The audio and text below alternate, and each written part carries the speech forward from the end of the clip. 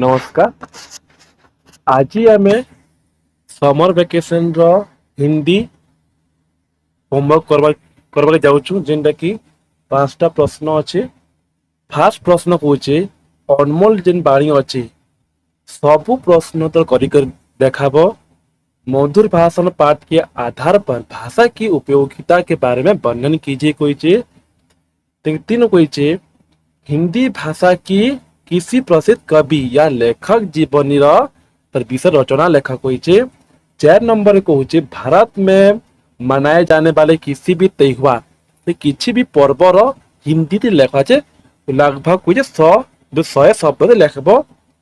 5 को हिंदी भाषा में रचित किसी एक कहानी का संसार के किसी भी हिंदी लेखबार अच्छे गोटे गप गोटे आम फास्ट नु लाइन बाय लाइन तार हॉलिडे होमवर्क करूचु। फास्ट जो छे 1 नंबर रे अनमोल बाणी सब प्रश्न तर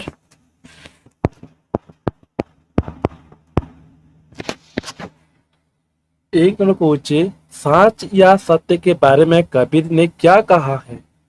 सत्य से बड़ी कोई तपस्या नहीं और झूठ से समान कोई पाप नहीं।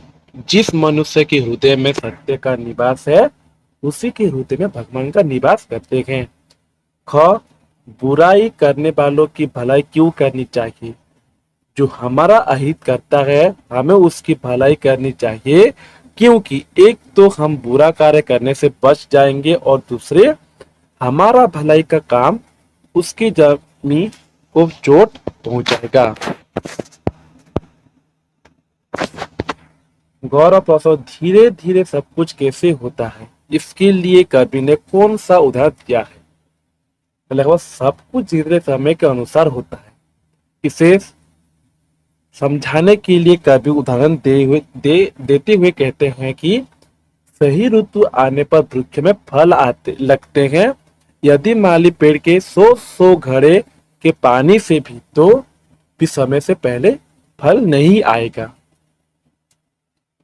दुईरो को जा की हृदय में सांच है हृदय ताकि हृदय में आ। जिस मनुष्य के हृदय में सत्य का निवास है उसी के हृदय में भगवान विराजमान रहते हैं। उसका हृदय निर्मल होता है तथा समाज सदा उसी का आदर करता है।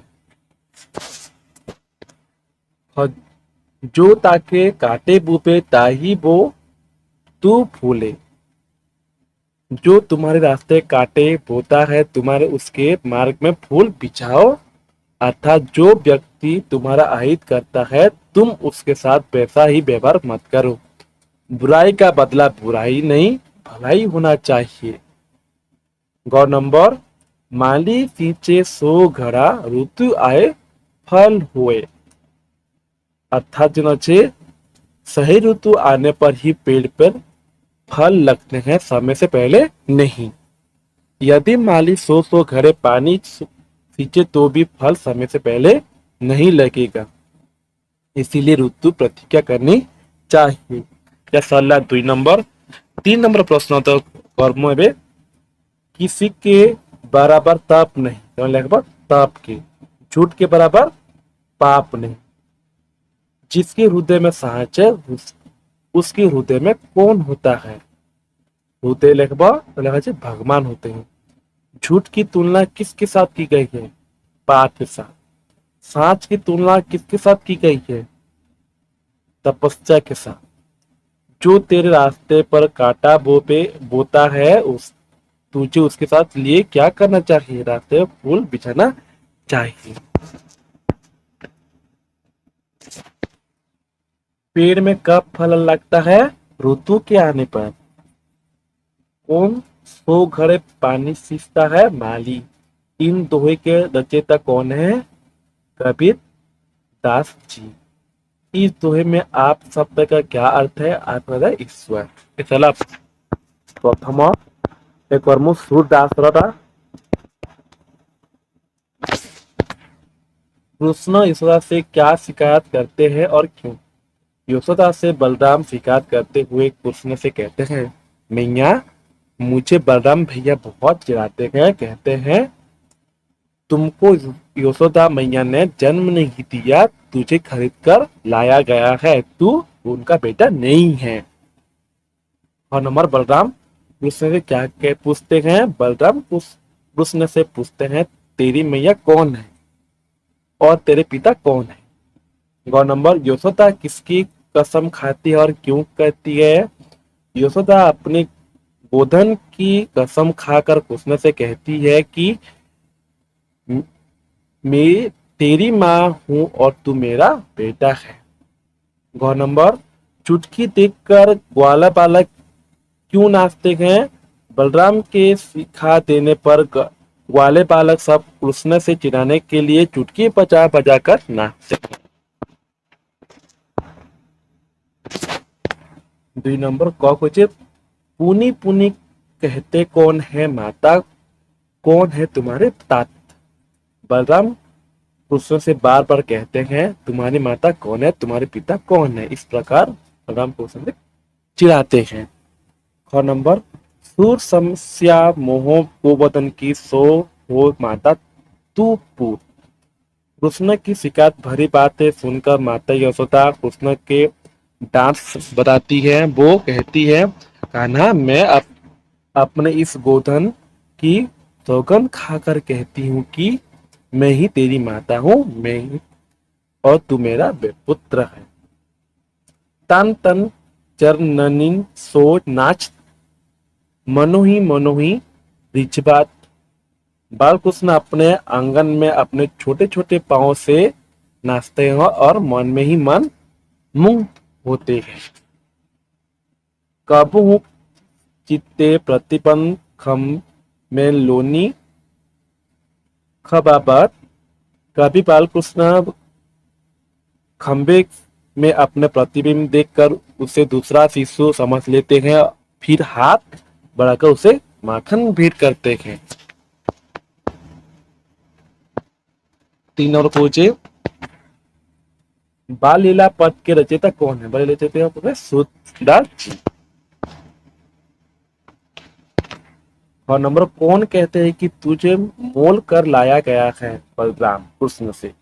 बलराम पुनः पुनः क्या कहते हैं? तुम्हारी माता कौन है, तुम्हारे पिता कौन है? ग्वाला बालक किस तरह हंसते हैं? चुटकी बजाकर।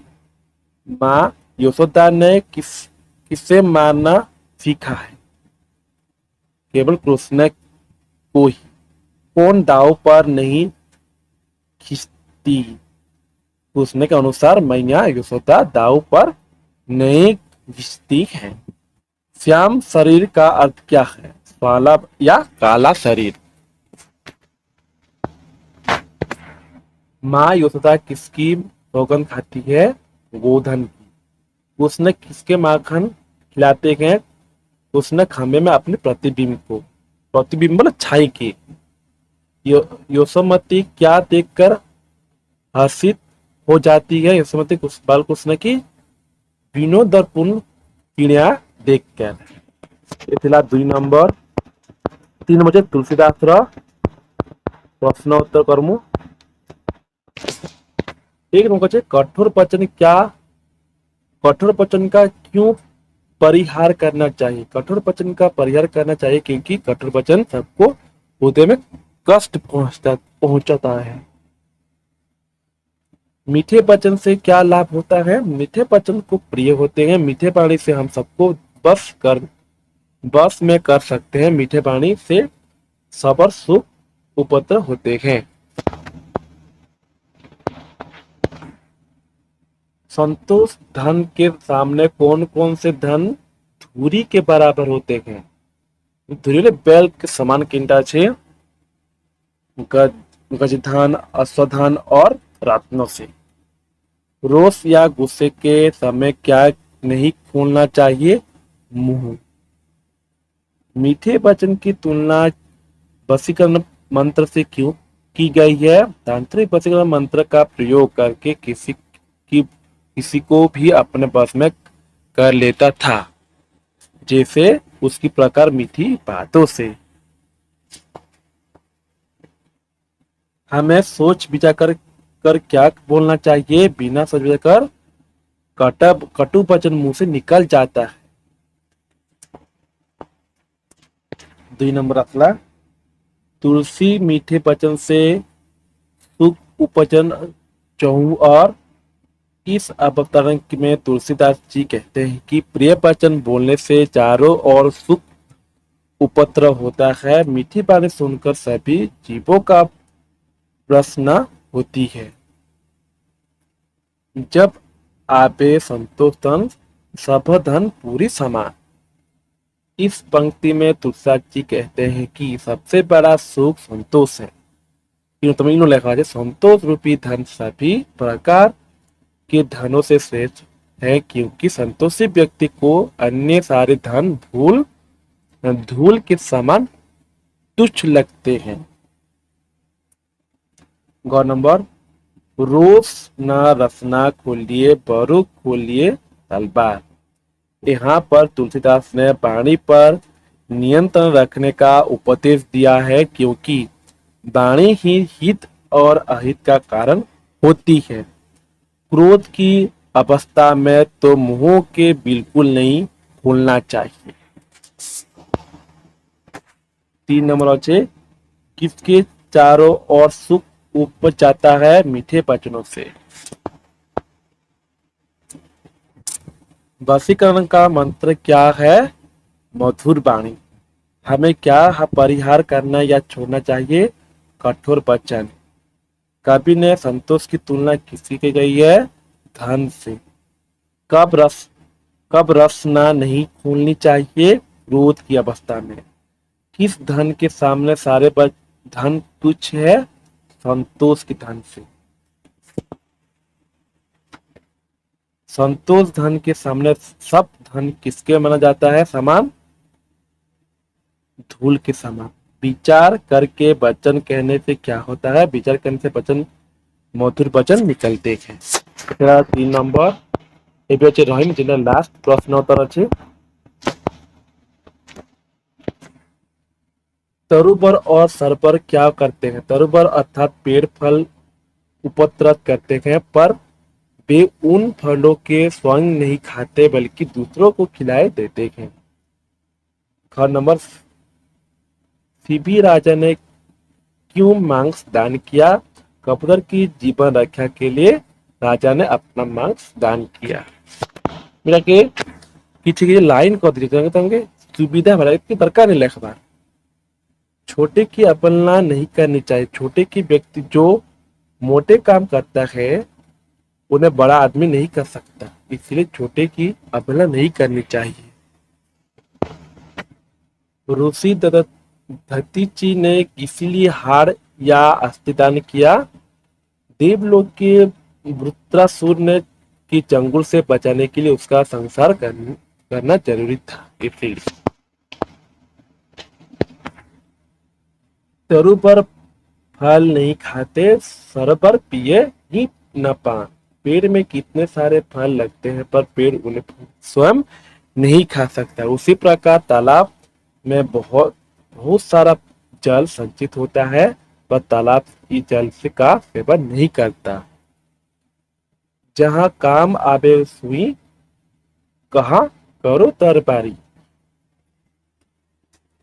सुई बहुत छोटी है और तलवार बहुत बड़ी, पर दोनों अपने अपनी जगह पर महत्वपूर्ण है। सिलाई के काम के लिए सुई की ही आवश्यकता होती है, वह तलवार की कुछ नहीं कर सकता। गण मांग दे सी भूपे ने दिने हार दधीचि। दूसरे की कल्याण के लिए राजा शिव और दधीचि ऋषि द्वारा दिया गया बलिदान अविस्मरणीय है। राजा शिव ने एक कबूतर की रक्षा के लिए अपने शरीर का मांस काटकर दे दिया था।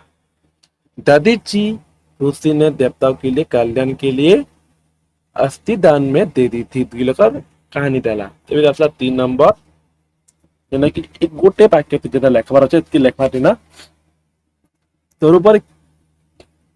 तरुबर क्यों नहीं खाते हैं? तरुबर अपने ही द्वारा उपद्रव किए गए फल नहीं खाते। सरबर क्या नहीं पीता है? जानवर अपने धी द्वारा संचित जल नहीं पीता। सुजन के लिए संपत्ति का संचय क्या करते हैं? सुजन की दूसरों के भलाई के लिए संपत्ति। बड़े लोग को देखकर लघु का क्या नहीं करना चाहिए? बड़े लोग को देखकर छोटे लोगों को छेड़ना छोड़ना नहीं चाहिए। सुई की जगह अगर तलवार मिल जाए तो काम होगा या नहीं? सुई की जगह तलवार नहीं होगा। परोपकार करते समय क्या जरूरी नहीं है? जान पहचान या दोस्ती जरूरी नहीं है। शिव भूपे ने क्या दान किया था? शिव भूपे ने अपना शरीर का मांस। किसने अपनी हड्डियों का दान किया था? दधीची ऋषि ने। ଏବେ ଆସିଲା ଯେମିତି ଦୁଇ ପ୍ରଶ୍ନ ଅଛି। 2 नंबर प्रश्न होची मधुर वाणी मनोनुल होती है जो कानों में पड़ने पर चित्त द्रवित हो उठता है। वाणी की मधुरता हृदय दर खोलने की कुंजी है। एक ही बात को हम कटु शब्द में कहते हैं और उसी को हम मधुर बना सकते हैं। 2 नंबर जिंदगी अच्छे। 3 नंबर प्रश्न उत्तर। 3 नंबर कौन हिंदी भाषा किसी भी प्रसिद्ध कविर विषय लेखक हुई रचना लेखक हुई लिखिचन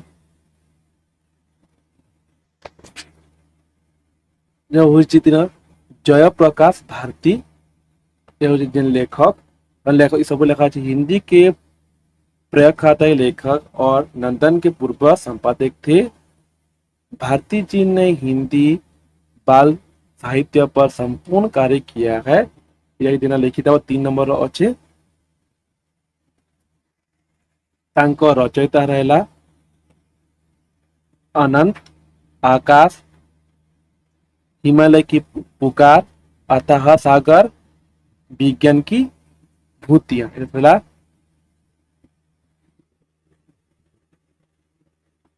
जिनटा कि 4 नंबर थे थिला किछि भी पर्वर हिंदी थी लेखक हुई पढ़ुचु दीपावली।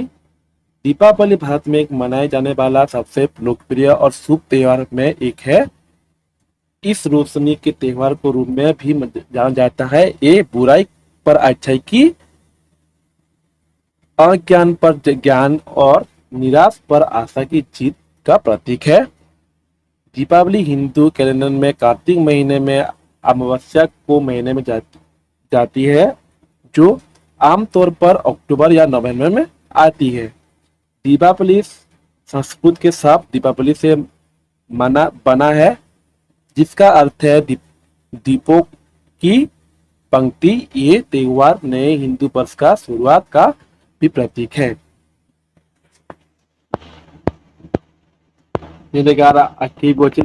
तुमके 100 लाइन थी लेखबार अच्छे वीडियो के स्टॉप कर तुमके सब लिखिथार अच्छे।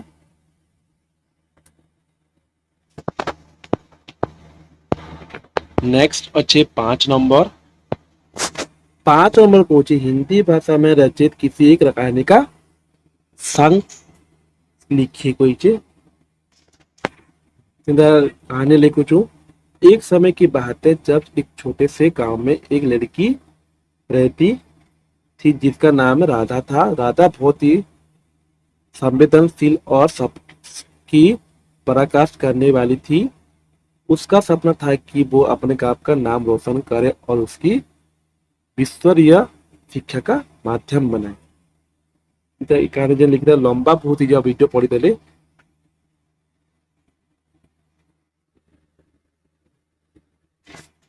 तार आके लेखबार अच्छी लेकिन लखून उसने कभी हार नहीं मानी। उसने मेहनत और संपूर्ण के साथ अपने लक्ष्य को हासिल किया। उसकी कहानियां लोगों के दिलों में बस गई और सम्मान और प्रशंसा की हिस्सों का बना दिया। यह थिला हिंदी रो वेकेशन हॉलिडे